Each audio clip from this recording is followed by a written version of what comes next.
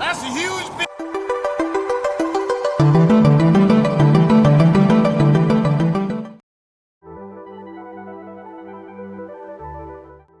Moonlight Pulse was not a Metroidvania I thought I'd love so much. Of course, my goofy went in knowing next to nothing about it because that's just how I like to approach my Metroidvanias. Gives them a fighting chance to surprise me and knock my socks off. Moonlight Pulse certainly surprised me in all the right ways. Now, I'm not going to say Moonlight Pulse is so great that it'll be the next Symphony of the Night, or Hollow Knight, or Enderlily's Quietus of the Nights, or Bloodstained Ritual of the Night, or Vigil the Longest Night, or Toho Luna Nights, or...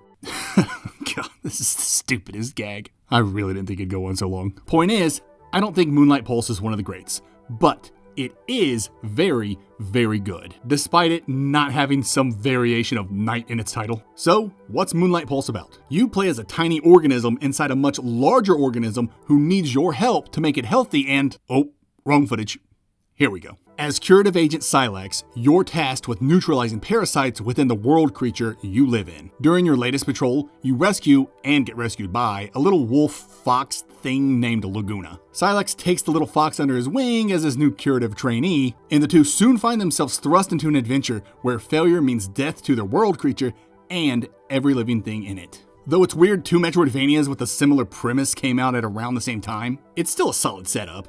And come on, it's not like it's an original setting anyway. Remember Osmosis Jones? Why you hit so hard? Yeah, me neither. Okay, so we got a solid setup and an early endorsement from me that Moonlight Pulse is very, very good. I suppose all that's left is to explain why it's very, very good. If only I had a big ol' long script to help me explain things.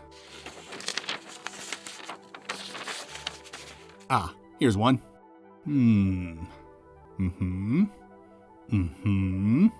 Okay, let's start with... combat. Moonlight Pulse's main gimmick outside its setting is its teamwork mechanic. There are a total of 4 characters you can control, and you can swap between them on the fly with the bumpers. Each character comes with their own strengths, weaknesses, and abilities, so swapping's a pretty big deal when it comes to combat approach and traversal. Each character has their own HP, and if any character drops to 0, it's game over. So, strategic swapping could be the difference between life and death. There's a nifty rescue mechanic where a benched character will automatically jump in to save their teammate if a hit is fatal. But this is limited to the amount of hearts you have. Hearts and HP replenish at save points, and the amount of hearts increases as you progress the story. Controlling the 4 characters feel great. Combat's impactful, and character movements are responsive. The diversity between each character keeps things fresh. Silex's claw strikes feel hefty and hard. Laguna's ranged attacks offer you distance and some crowd control. Charlotte's whip deals extra damage at its tip, and Clyde has a flamethrower. Nuff said. The strength of diversity doesn't end there. Some characters' attacks come with innate elemental attributes, such as Laguna's bubble doing water damage and Clyde's flamethrower being fire, fire, fire, fire. This adds another layer to combat as some enemies come with elemental affinities and weaknesses, making swapping that much more valuable. There's a lot more value in swapping characters as their unique abilities also add so much to traversal, but I'll save that for the abilities and platforming section. The game's enemies are no slouches. They hit hard and hit often. It's not unusual for a spongy character like Laguna to be taken out in 2 or 3 hits. I didn't mind enemies and Hazard's absurd damage output, mainly because it encouraged character swapping. The bosses also encouraged swapping by stealing characters away, the frickin' jerks. There's not a lot of bosses in this game due to its relatively short length, but every boss I faced, I liked. I don't have a single complaint. I thought they were all interesting, had just the right amount of challenge, and I felt they were fair and fun to overcome. Then there's the final boss. I'll save him for the spoiler section, but man, what a final boss. Bravo, Seafloor Games. Bravo. That's it for combat. Diversity's the name, and swapping's the game. Combat's relatively simplistic and feels great because the devs got the fundamentals right. And leveraging your 4 character strengths adds enough spice to ensure combat doesn't get stale or feel mindless or rote. Abilities. Platforming. This is where the game gets real fun. Each character has many unique abilities they can use in combat and for traversal. Silex can dash and air dash. Laguna can encase himself in a bubble to pop out of pools of liquid. Charlotte uses her whip to grab ledges, and Clyde can shoot a rope to help with climbing. Each ability felt great to use and helped to distinguish the characters from one another. Out of reach ledge, swap to Charlotte and whip yourself up there. Still can't reach it? Maybe try Clyde's rope platform move to give yourself a little more height first. A lot of the game's mechanics really drive home this sense of camaraderie between the characters. I loved coming up to an obstacle and racking my brain to figure out how to best utilize my team. Platforming in general felt pretty great, and there were some times the game would throw a puzzle your way or a demanding platforming section, but these times were too few and far between. I definitely would have liked to have seen more twitchy platforming sections that required strategically swapping characters. And I guess that's it for abilities and platforming. There are actually a lot of abilities I could go over, but again, I'd rather let you discover them yourself. Just know they all feel great to use and add a lot to the game, mechanically and narratively. The one odd thing about the abilities is that you get a majority of them kinda out of nowhere without any preamble or allusion or introduction. Some are even Deus Ex Machinas, given to you at just the right moment to solve whatever problem was happening on the screen. I get why the devs did this. One of the game's themes is to work hard and believe in yourself, and most of these Deus Ex Machina abilities manifest because the character is being pushed to their limit or they're finally brave enough to unlock their potential. Ultimately, I'm cool with it. Not everyone can rely on ancient statues or shiny balls of light lying around to make them better. Sometimes you gotta work for it. Progression. This will be another quick section because Moonlight Pulse skewers closer to the Metroid side of Metroidvania. No leveling, no stats, skill points, or skill trees, no gear. There are items you can equip. Each character can hold one item, and items can do a multitude of things. Some items are agnostic and can be used on all characters, like an early item that allows characters to heal more when they find health pickups. Some items are character specific, like the claws that add electric damage to Silex's attacks. And then there are some items that affect the entire team, regardless of whether they're equipped or not. Needless to say, the variety of item effects and utility are pretty impressive, and are a decent source for player expression. The only stats that can be increased are HP and attack, and each character has their own color-coded increase item to collect. For example, if I want to increase Silex's HP or attack, I need to find the orange HP or attack icons because those specifically increase his stats, and the blue icons increase Laguna's stats. I kinda liked this method because it helped make each character feel unique. And that's pretty much it for progression. You equip items for player expression and collect icons to increase characters' HP and attack. There's also no side quests in the game, despite there being a lot of NPCs.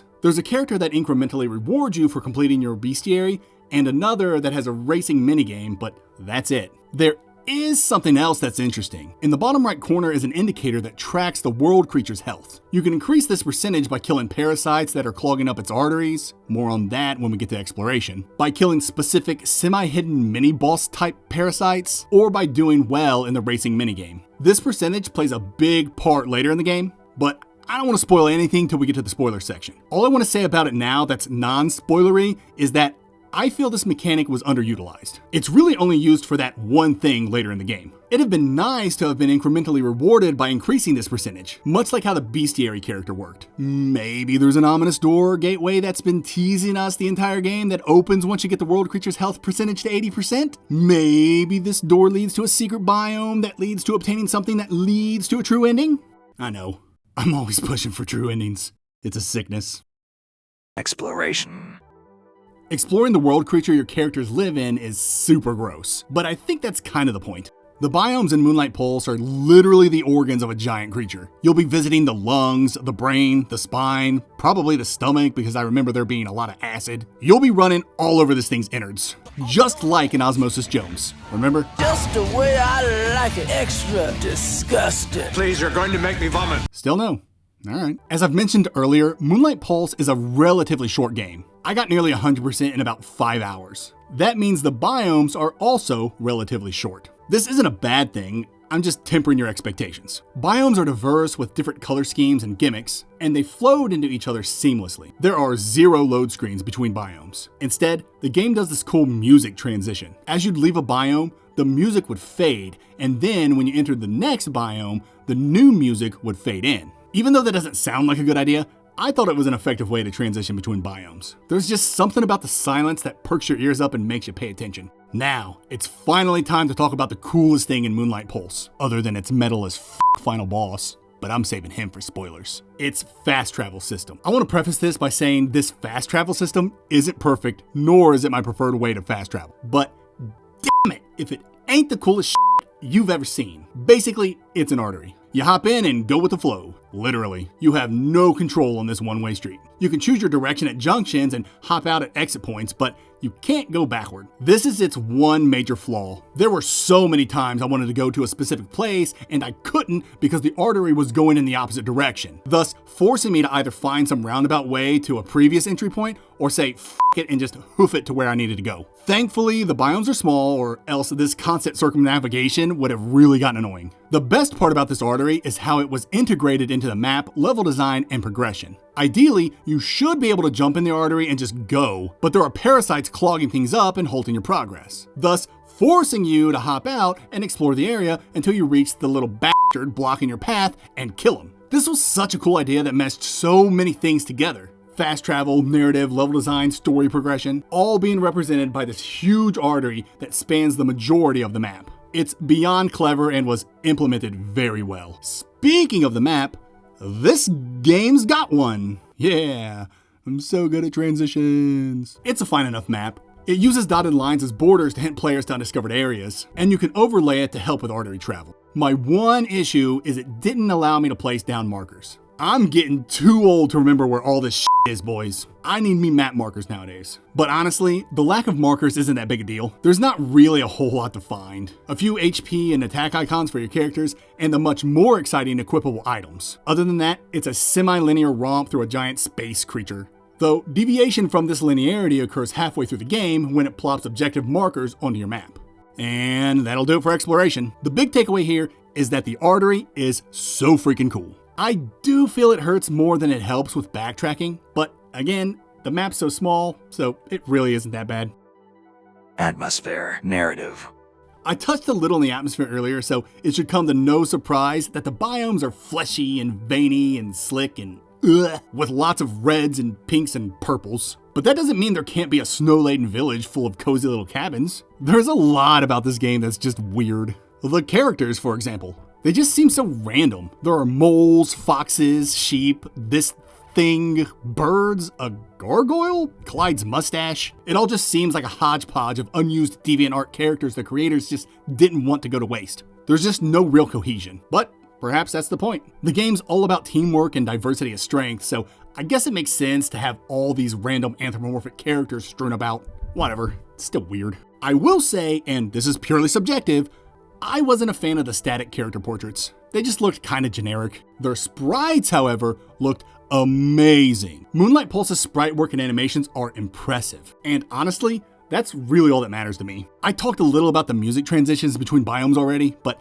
now I want to bring up the actual music. I loved this game's soundtrack. It was upbeat, bright, catchy, and had a very 80s feel to it, which, if you follow my channel, you know I'm a sucker for the 80s. Nostalgia's a hell of a drug. As for the game's narrative, it was fine. It had its Deus Ex Machina moments when it came to unlocking some of the abilities, but those could be rationalized away once you considered the characters improving themselves through adversity and bravery angle. The story didn't hook me at first, but once the main villain got introduced, things got interesting real fast, and I was all in. There are also some side stories that play out that I found interesting, like Charlotte's revenge story and one character's sorta redemption arc to regain his peers' trust. For a short game, the devs really packed in a lot of narrative goodness to mull through. I probably could have seen even more of the narrative had I read the bestiary. You can even get different NPC interactions based on the character you're swapped in as, so there's another opportunity for me to get more lore during a replay.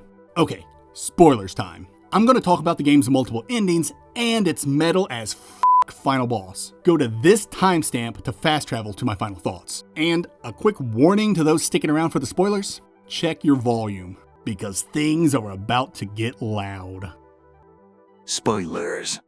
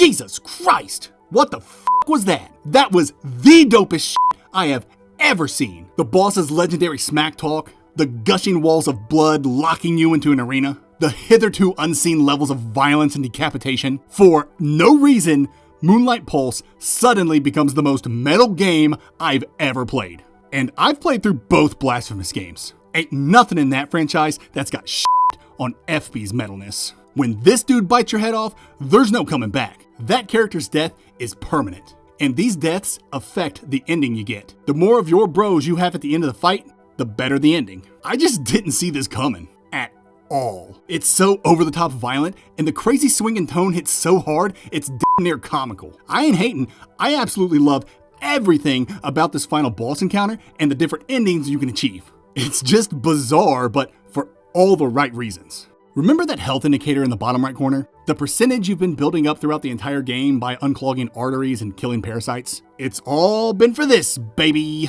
This is that part of the game I was talking about where the health monitor becomes relevant. Because as Efbee attacks, he does damage to the world creature's heart. Oh, you're fighting on the world creature's heart, by the way. If that percentage drops to 0, it's game over. I love this concept. Building up the world creature's health pool throughout the span of the game so its heart can withstand Efbee's attacks is an amazing mechanic. It's freaking genius. My only critique is one that I voiced earlier, and that was to utilize the health indicator in other ways. The surprise final fight health pool was amazing, but I wish the devs did something with the health monitor during the adventure to remind players of its existence. I completely forgot about the health indicator almost as soon as I heard about it because it doesn't do anything until this moment. Heck, the prizes for the racing minigame are percentage points for the health monitor, and because I had no clue of the percentage's significance, I didn't even bother with the race. Other than that, I got nothing else to say. The final boss fight was, and I don't use this term lightly, epic. Conclusion. Moonlight Pulse was a very pleasant surprise. It took a little bit for it to sink its teeth into me, but once it did, I was hooked. I love its pixel work, its animations, its music, the way its character's controlled, its metal as final boss, its swapping gimmick, and its fast travel system. Again, I had a lot of issues with its fast travel system, but it was still pretty awesome. Some might criticize Moonlight Pulse's short runtime, but I'll never fault a well-made Metroidvania's length as long as it's fun to play. Though 5 hours is my lowest threshold, and Moonlight Pulse barely hits that unless you're trying to 100%. The game also doesn't do enough to stand among the greats of the genre. More puzzles and platforming challenges would have been great, and more rewarding exploration and side quests would have definitely taken things to the next level. Regardless, Moonlight Pulse, despite its brevity, is a solid and entertaining experience. Would I recommend Moonlight Pulse? Without question. It's incredibly well made, has a decent story, and controls very well. And with such a short runtime, you should be able to take it out in an evening or two. MV vets should give it a shot if they need a little palate cleanser between grander Metroidvanias. And MV noobs might find this game to be an excellent entry point into the genre. Whatever your experience level, you'll find Moonlight Pulse to be an enjoying game with a lot of heart.